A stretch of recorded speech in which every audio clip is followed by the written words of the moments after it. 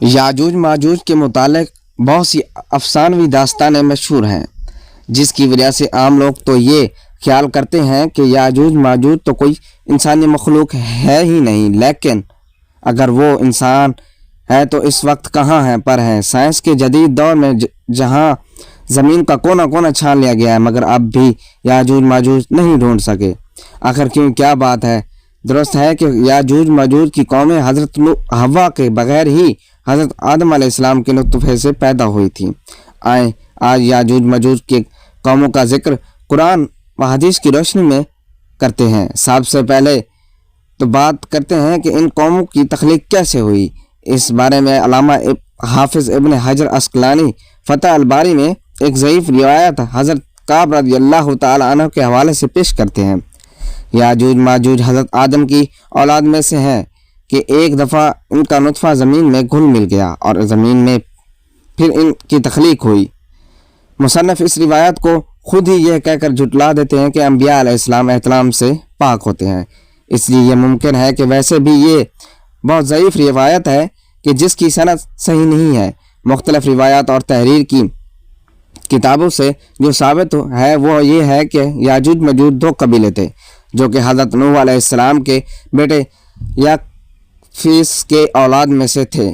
یاجوج ماجوج دو سردار تھے جنہوں نے ایک دوسرے کی بہنوں سے شادی کی اور قسم کھائی کہ اب اپنے خون میں ملاوٹ نہیں کریں گے، اس لیے انہوں نے اپنے بیٹیوں کی شادی بھی آپس میں ان کی نسل کے بہت پروان چڑھی۔ کہا جاتا ہے کہ ان کی عورتیں ایک ہی حمل میں بیک وقت 4 بچے جنم دیتی تھیں، جس کی وجہ سے ان کی نسل بہت زیادہ پھیل گئی۔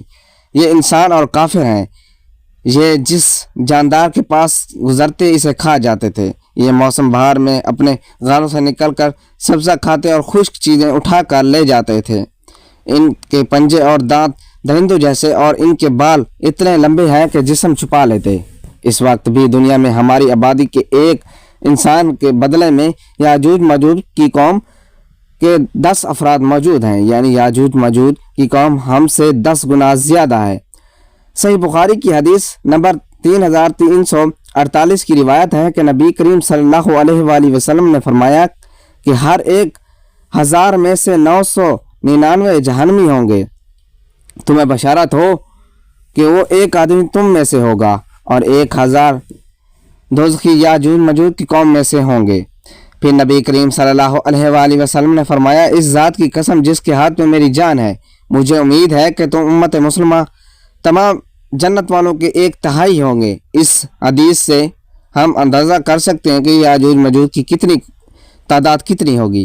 تاریخ شواہد سے معلوم ہوتا ہے کہ یہ لوگ شمالی مشرقی ایشیا میں زندگی بسر کرتے ہیں اور اپنے وحشیانہ حملوں کے نتیجے میں ایشیا کے جنوبی اور مغربی علاقوں میں مصیبت برپا کرتے تھے۔ بعض تاریخ دانوں نے ان کی رہائش علاقوں کو ماسکو ٹو بلسرے کے آس پاس بتایا گیا ہے، اور بعض کا خیال ہے کہ یاجوج ماجوج کا شہر تبت اور چین سے بحر منجمد شمالی تک اور مغرب میں ترکستان تک پھیلے ہوئے تھے۔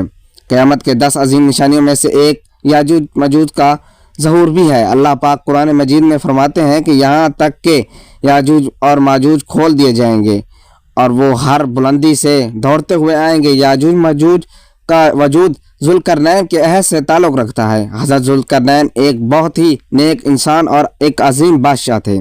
اللہ تعالیٰ نے انہیں قوت و طاقت سے نوازا تھا۔ انہوں نے مشرق سے مغرب تک اپنی حکومت قائم کر لی تھی۔ تمام بادشاہ اور ممالک پر انہی کی مطلق علانانی تھی اور انہوں نے مشرق اور مغرب کے دروازے کے سفر طے کیے۔ ان کا تذکرہ قرآن مجید کی سورۃ الکہف کی آیت نمبر 83-98 میں ملتا ہے، جس کی تفسیر ہمیں حدیث میں بھی ملتی ہے۔ اس زمانے میں یاجوج ماجوج نے بھی قتل و غارت کا بازار گرم کر رکھا تھا۔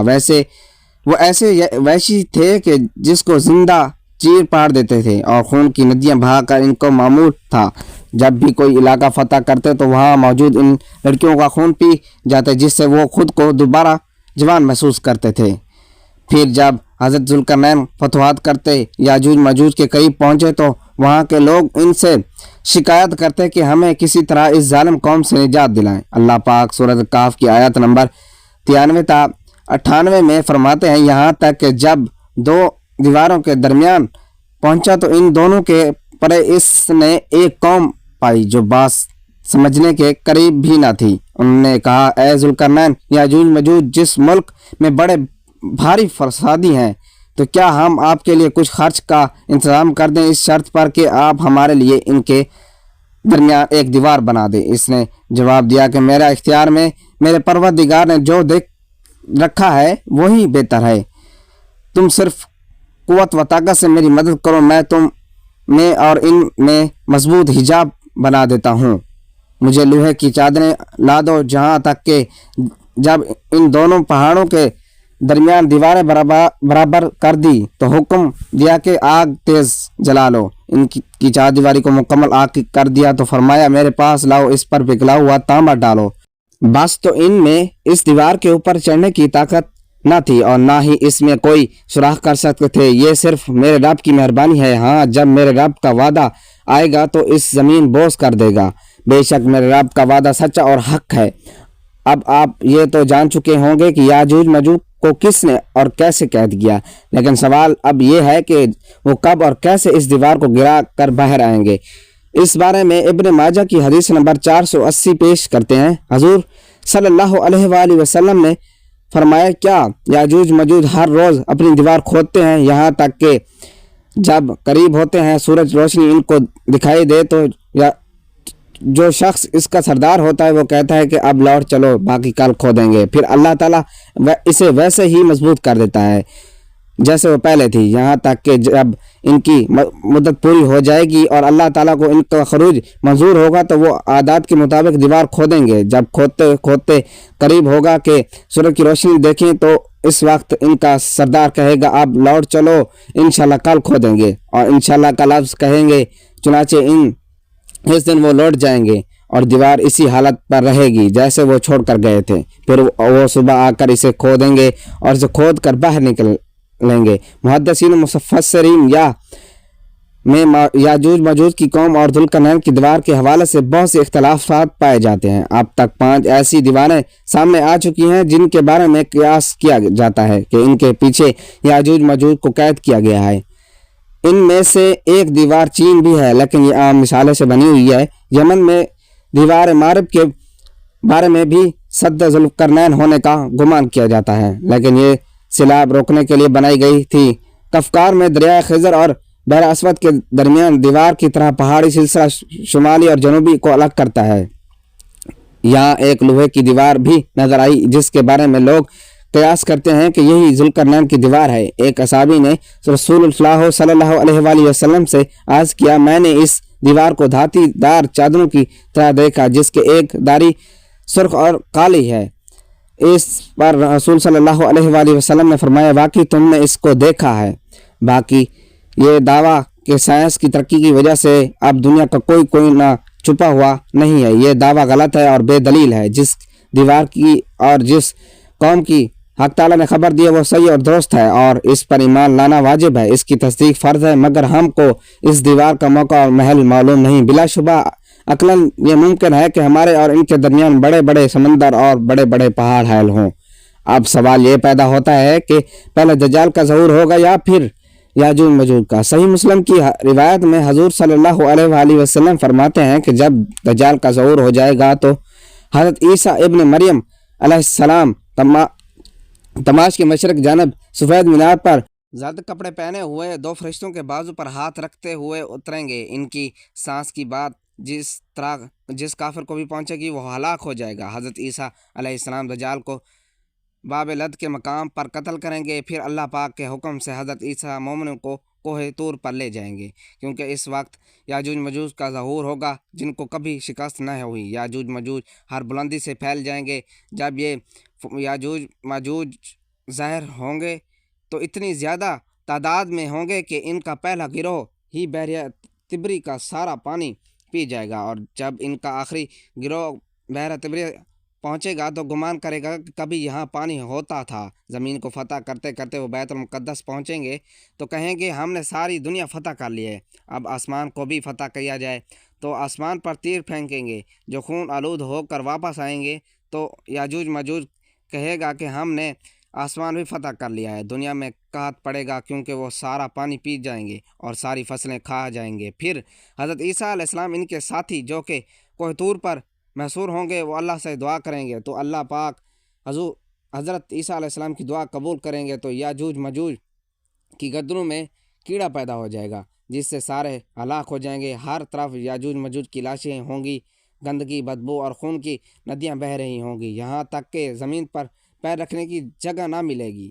تو پھر حضرت عیسیٰ علیہ السلام سے دعا کریں گے کہ تو اللہ پاک بڑے بڑے پرندوں کو بھیجے گا جو ان کی لاشوں کو اکٹھا کر کے کہیں دور لے جائیں گے، جہاں اللہ پاک ان کو حکم دے گا کہ رسول صلی اللہ علیہ وآلہ وسلم نے فرمایا، اس ذات کی قسم جس کے ہاتھ میں میری جان ہے، زمین کے جانور ان کا گوشت اور چربی کھا کر خوب موٹے ہوں گے۔ جب پرندے ان کی لاشوں کو اٹھایا لے جائیں گے تو ان کے تیر کمان اس مقدار میں زمین پر ہوں گے کہ مسلمان ان کی تیر اور کمان سے 7 سال تک ایندھن جلا سکیں گے۔